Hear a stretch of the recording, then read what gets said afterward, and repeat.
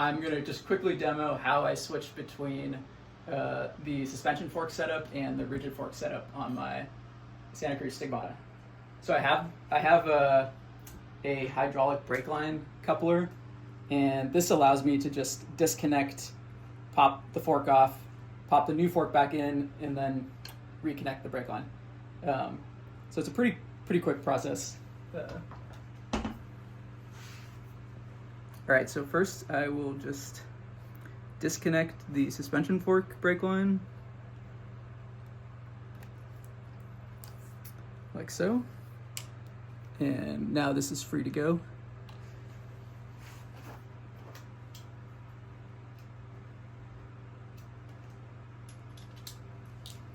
Now I just gotta drop the fork out.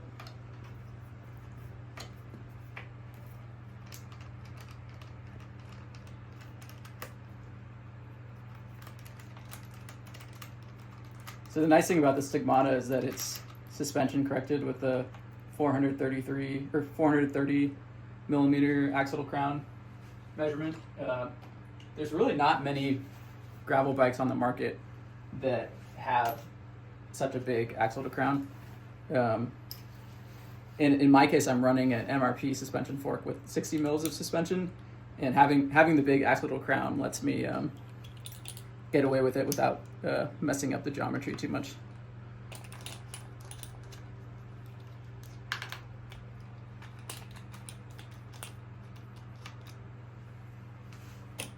All right, now I can just pop the stem off. Handlebars, set them aside.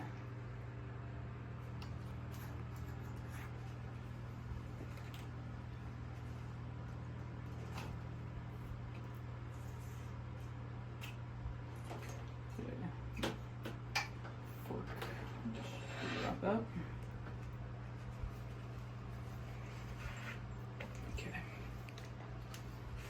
Now I can pop in the road fork. So you do need an extra brake caliper to make this easy. So I just leave one installed on the suspension fork and one installed on the rigid fork.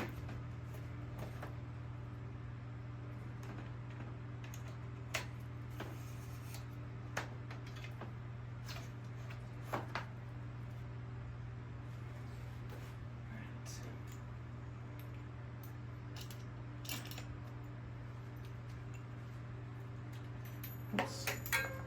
Sorry. Put the spacers back on.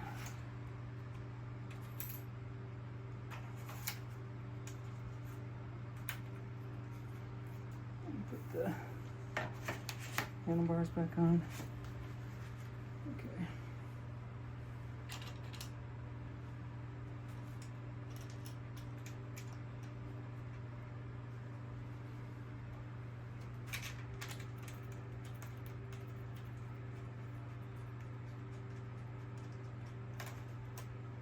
Drop the bike a little bit.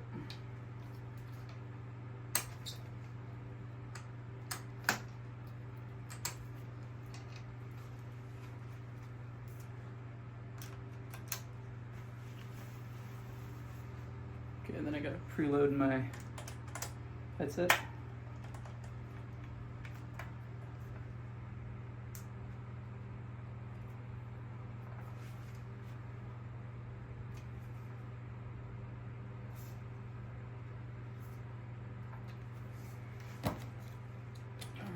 And then torque down my handlebars.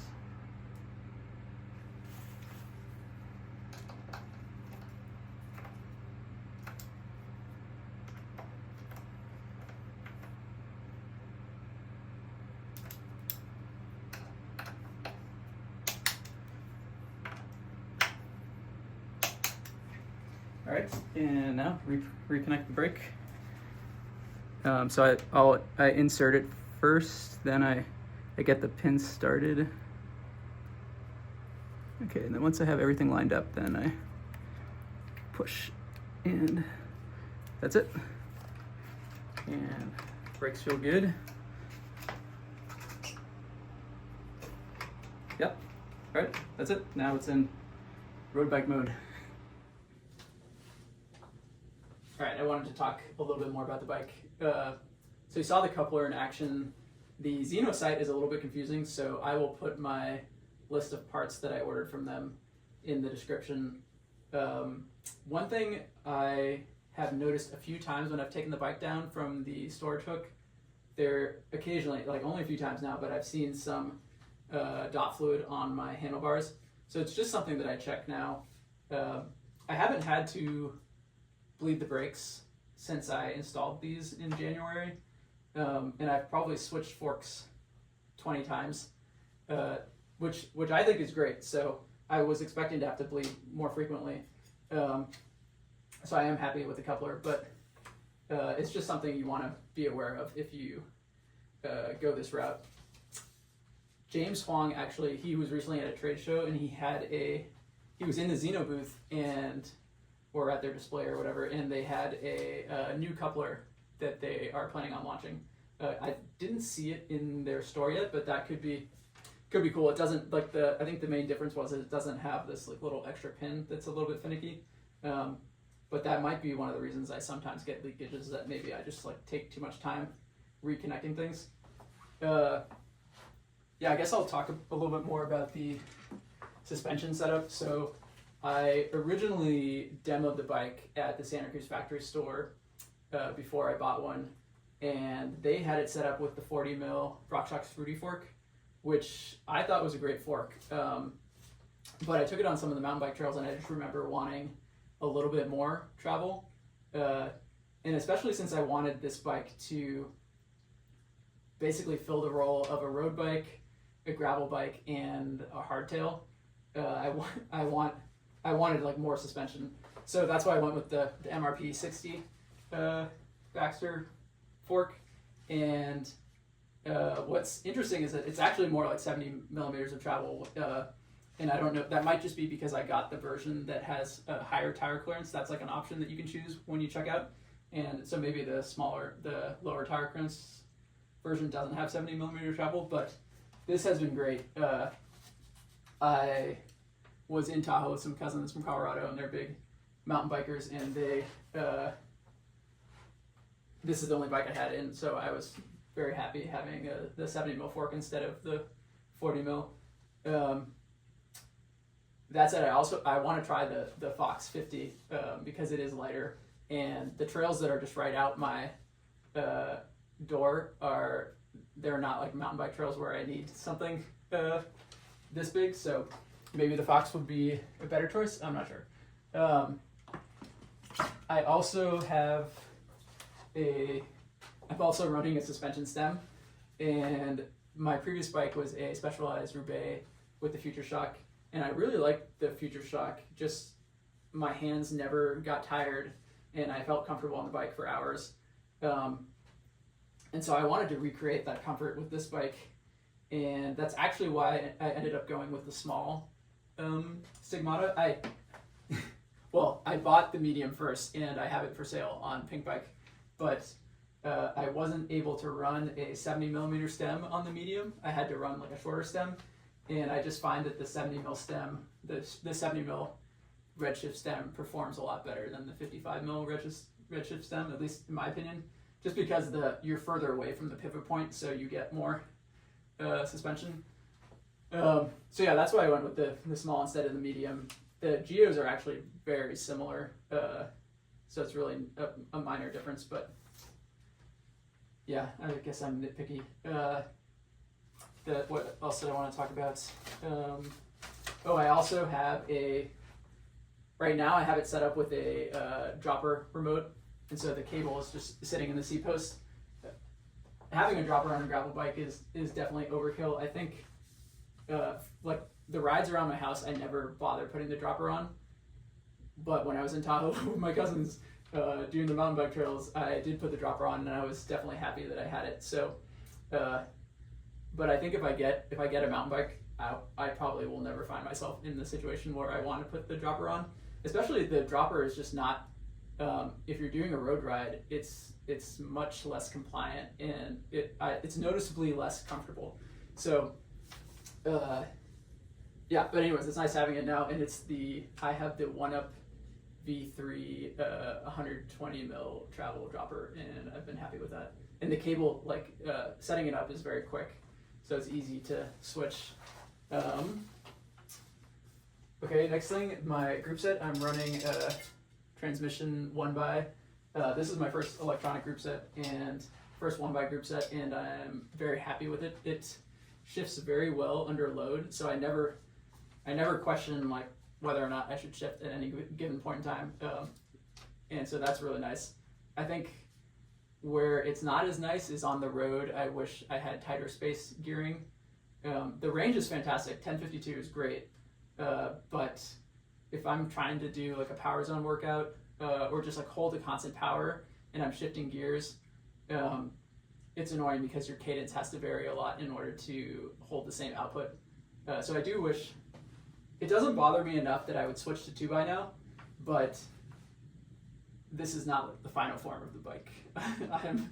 I got my eyes open for something better, or that fulfills my like tighter space gearing but similar range. I think the 1046 13 speed doesn't quite do it because I lose range, and I like having the easy deals with gears, especially where I live.